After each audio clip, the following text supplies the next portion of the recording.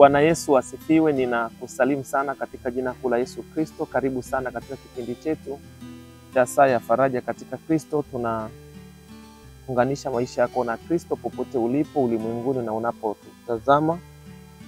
Na leo tuna somo zuri sana linalohusu kufasiri ndoto kibiblia. Na kabla ya yote nilikuwa naomba tushukuru Mungu. Mungu wetu na Baba yetu wa mbinguni, tunakushukuru kwa ajili ya muda huu na wakati huu. Asante kwa ajili ya mtazamaji na msikilizaji wetu ambaye anatutazama mahali popote alipo. Tunaomba kupitia kipindi cha leo ukapate kujifunua na kujidhihirisha, ili Bwana ukapate kugusa ufahamu wake, ufunguke aweze kuelewa mafundisho ya neno lako ambao tunayaachilia sasa. Katika jina la Yesu Kristo tunakuomba, mfalme wa falme, Bwana uziwishe ufahamu zao wapate kuelewa maandiko haya tunayoeleza. Katika jina la Yesu Kristo nimeomba. Amen. Basi tutaanza kwanza kuangalia maana ya ndoto. Ni nini? Ndoto ni mlango Mungu anaoutumia kusema na mtu, na pia ni mlango ambao shetani anaweza kuutumia kwa ajili ya kupitisha makusudi yake. Na tunaongozwa na kile kitabu cha Ayubu sura ya 33 mstari ule wa 14 mpaka wa 15. Kwa kuwa Mungu hunena mara moja na hata mara ya pili, ijapokuwa mtu hajali. Katika ndoto na katika maono ya usiku, usingizi mzito uajiliapo watu katika usingizi kitandani, ndipo huyafunua masikio ya watu na kuyatia muhuri mafundisho yao, ili amuondoe mtu katika makusudio yake na kumfichia mtu kiburi. Yeye huzuia nafsi yake isiende shimoni, na uhai wake usiangamie kwa upanga. Kwa hiyo unaona, Mungu huwa anazungumza kwa kupitia njia ya ndoto, kupitia hili neno la Mungu la Ayubu sura 33 mstari ule wa 14 mpaka 15. Mungu huwa anatumia ndoto kama mlango wa kufikisha ujumbe kwa mwanadamu, hasa wakati wa usiku, usingizi mzito unapoajilia watu wakiwa vitandani. Mungu huwa anafungua masikio yao. Mungu huwa anafungua masikio yao. Katika ulimwengu wa roho kuna masikio. Kwa hiyo mtu ana masikio manne, mawili ya mwili na mawili ya rohoni.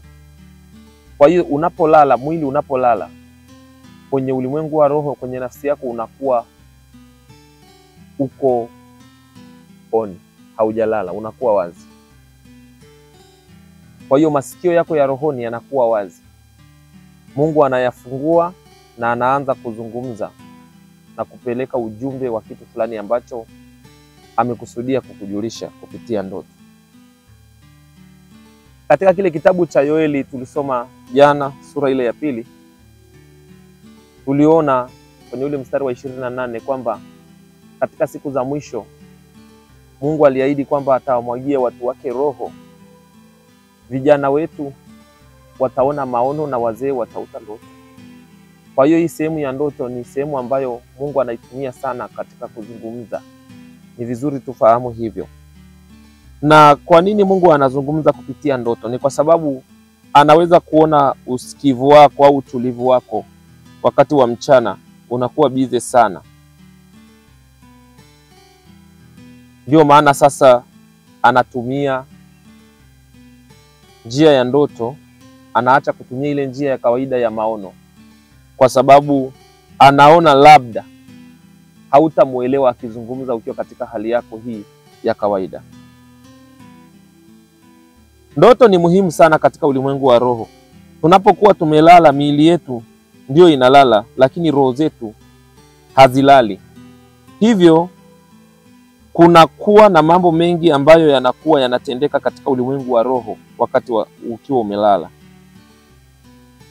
Na somo hili la ndoto ni somo pana sana, na ni vigumu kulihubiri ukalimaliza kwa kila kipengele.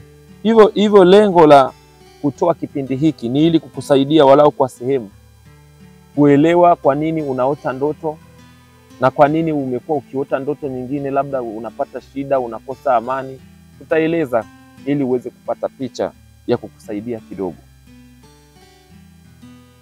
Kwa hiyo kitabu cha Matendo ya Mitume sura ile ya 2 mstari wa 17 kinaeleza kwamba katika siku za mwisho asema Bwana, nitamwagia watu wangu wote roho yangu, na wana wenu na binti zenu watatabiri, na vijana wenu wataona maono, na wazee wenu wataota ndoto. Kwa hiyo hilo neno wamelichukua kule kwenye kitabu cha nabii Yoeli, liko pia kwenye Matendo ya Mitume 2:17. Kwa hiyo ndoto hizi Mungu anazozileta zinamsaidia yule anayeota ile ndoto kumuokoa na jambo baya ambalo linaweza likamtokea mbele yake. Ndivyo inavyosema kwenye Ayubu 33 mstari ule wa 15 mpaka wa 16. Anasema ni ili kumuokoa nafsi yake na shimo. Kwa hiyo unaweza kukuta Mungu anakuotesha ndoto kwa ajili ya kukuokoa na tukio baya ambalo liko mbele yako. Sasa usipoelewa hiyo ndoto ukaipuuza, tukio lile likitokea, unaanza kusema niliota hili jambo kabisa, lakini kumbe haukuchukua hatua baada ya kuota. Lakini kuna ndoto nyingine ambazo zinatoka kwa shetani, sio Mungu anazileta. Shetani pia anatumia lango hilo hilo la ndoto.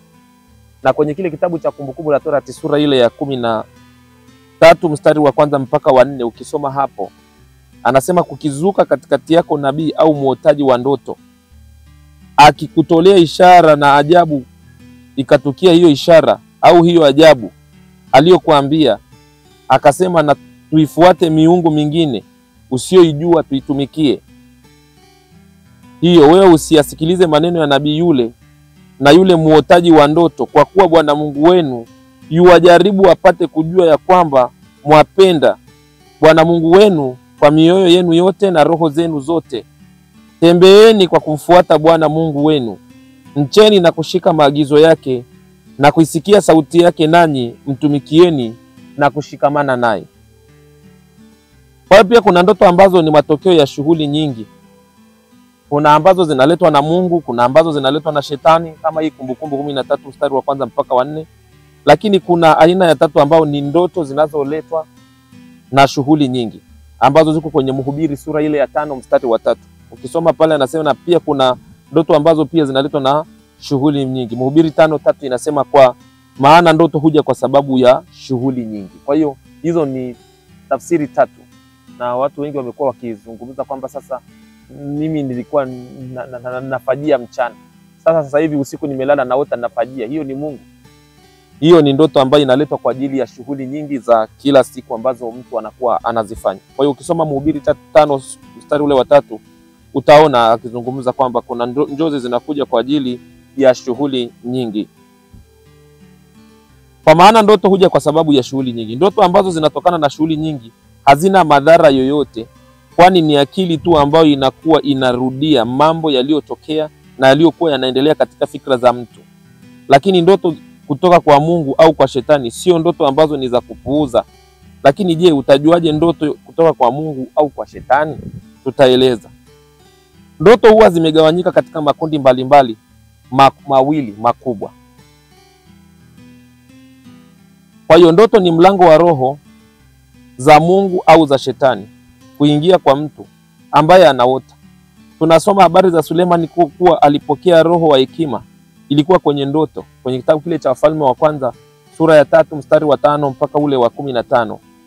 Mungu alimtokea Yakobo kwenye ndoto na kumwambia mataifa yote watabarikiwa kupitia yeye. Mwanzo sura ile 28 mstari wa 10 mpaka wa 15. Lakini pia tunasoma jinsi pepo alivyompitia Ayubu akiwa amelala kwenye kile kitabu cha Ayubu sura ya 4. Hapo ndipo utapata lile kundi ambalo mtu anaota ndoto, lakini kinakuwa kinaendelea katika ulimwengu wa roho hicho alichokiota. Ndoto ni mojawapo ya njia rahisi ambayo Mungu anaitumia kuwasiliana na wanadamu. Zamani Mungu alikuwa anaongea na watu sana kupitia manabii, lakini siku hizi Mungu anasema kupitia Yesu Kristo na Roho wake Mtakatifu. Sababu Roho Mtakatifu ni nafsi ya tatu ya Mungu, naye pia anafanya kazi ya kuzungumza na watu zaidi. Na hii ni kabla ya Yesu kupaa kwenda mbinguni. Alisema kwenye kitabu cha Yohana sura 16 kwamba atatuletea msaidizi mwingine ambaye ni Roho Mtakatifu, ambaye yeye atatujulisha yote. Lakini hiyo ya Yesu mwenyewe inapatikana kule kwenye kitabu cha Yohana Mtakatifu sura ya 15 kuanzia mstari wa 14 mpaka wa 15. Anasema, ninyi mmekuwa rafiki zangu, kwa hiyo yote ninayoyasikia kwa Baba nitawajulisheni. Kwa hiyo lengo kubwa ni hilo. Ni lazima kwanza tukujengee msingi wa kuelewa maana ya hizo ndoto, ili tukianza kufasiri sasa ujue kabisa kwamba hii imetokana na shughuli nyingi, hii ni ya shetani na hii imeletwa na Mungu. Na ni vizuri ukawa unalisikia neno la Mungu na kulirudia kulisoma ili ukue zaidi kiroho, kwa sababu katika kitabu cha Warumi sura ile ya 10 mstari wa 17 inaeleza kwa kusikia, imani huja kwa kusikia, na kusikia kunakotokana na neno la Kristo. Kwa hiyo ni vizuri sana ukaelewa, kwa sababu watu wengi hawana neno. Mungu anatumia mtu ndoto ambayo tafsiri yake ipo kwenye neno lake. Ndio maana hakuna ndoto ambayo unaweza kuota isiwe na jibu kwenye Biblia, haipo. Iwe imetoka kwa Mungu au imetoka kwa shetani. Njia pekee ya kuelewa ndoto ziko na maana gani ni kwa neno la Mungu la kutosha. Lazima uwe na neno la Mungu la kutosha ili uweze kusikia sauti ya Mungu, lakini pia kuwa unaomba sana na Mungu akupe karama ya kutafsiri ndoto. Mfano, unapoota ndoto juu ya mnyama fulani kama nyoka, inabidi uelewe nafasi ya nyoka katika ulimwengu wa roho baada ya Mungu kufanya uumbaji ni nini. Kwa hiyo kwa mfano tunataka tufasiri ndoto moja sasa katika ili uweze kuelewa. Kwa mfano ukiota nyoka, kwa mfano nyoka amebeba roho ya uadui. Kwa hiyo ukiota nyoka ameingia kwenye chumba chako, ujue ni roho ya uadui inaingia. Lakini pia nyoka amebeba roho ya mafarakano. Mnafahamu nyoka aliwafarakanisha mwanadamu na Mungu, na hata wakatoka katika ile bustani ya Eden. Ukisoma Mwanzo 3 utaona. Lakini nyoka amebeba laana ndani yake. Mungu alimwambia kwamba umelaaniwa na kwa tumbo utakwenda siku zote.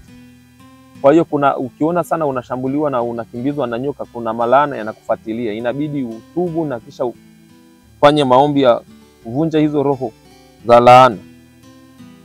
Lakini nyoka amebeba roho ya udanganyifu. Alimdanganya Eva, yule mwanamke wa kwanza katika uumbaji. Kwa hiyo unaona nyoka pia amebeba roho ya udanganyifu. Alimdanganya ale lile tunda atafanana na Mungu. Na Eva akaenda akala tunda na akaenda kampa na mume wake, na ndipo mauti iliingia mara ya kwanza ulimwenguni. Lakini nyoka amebeba roho ya hila. Alikuwa na hila. Naona alivyokuwa anamwambia Eva ati. Kwa hiyo sasa ni roho za hila. Ni vizuri sana unapoona nyoka uone ameingia sehemu gani. Kwa mfano ikiingia kwenye chumba chako cha kulala na wewe umeoa, ujue sasa kutakuwa na roho ya mafarakano. Nyoka pia amebeba roho ya mafarakano. Aliwafarakanisha mwanadamu wa kwanza na Mungu. Inaingia kwenye ndoa. Ikiingia kusebleni ni roho ya mafarakano, inaingia kwenye familia. Lakini nyoka pia amebeba sumu. Lazima tuelewe nyoka amebeba sumu. Na hiyo sumu inaleta mauti. Kwa hiyo kama akikung'ata ujue kuna sumu anaachilia kwenye hiyo sehemu ulipong'ata. Lazima ufanye maombi ya toba, kwa sababu kuna mlango kwanza umefunguliwa. Kwa mfano ukiota nyoka amekuuma kabisa, maana yake ile sumu imeingia tayari katika mwili wako, na uwe na uhakika utapata matatizo. Lakini pia ukubwa wa nyoka una maana. Mfano unakimbizwa na nyoka mmoja wa kawaida, tunaongea pepo, lakini unapokimbizwa na nyoka wengi au uko mazingira ya nyoka wengi, tunaongelea jeshi la pepo wabaya. Kwa ukisoma Efeso 6:12 imeeleza zaidi. Unapoota nyoka mkubwa kama cobra, inasimama badala ya mfumo fulani wa kipepo. Ukiota nyoka mmoja mkubwa mwenye vichwa 7, vita yako ni dhidi ya Lucifer mwenyewe na malaika wake waliotupwa. Kwa hiyo ina tafsiri nyingi. Lakini ukisoma kitabu cha Ufunuo sura ya 12 mstari wa 3 anasema ilionekana ishara nyingine mbinguni, natazama joka kubwa jekundu, alikuwa na vichwa 7 na pembe 10, na juu ya vichwa vyake vilemba 7. Kwenye ile Ufunuo 12:3 wameeleza zaidi kwamba huyu joka alikuwa anafanya vita na malaika wa Mungu. Kwa hiyo saa nyingine inategemea muonekano wa huyo nyoka yukoje. Kwa mfano huyu mwenye vichwa 7 lazima kama ni mwekundu, inategemea. Kwa hiyo saa nyingine shetani mwenyewe anaweza akavaa hiyo sura ya nyoka. Kwa hiyo sasa kuna tofauti ya nyoka na joka.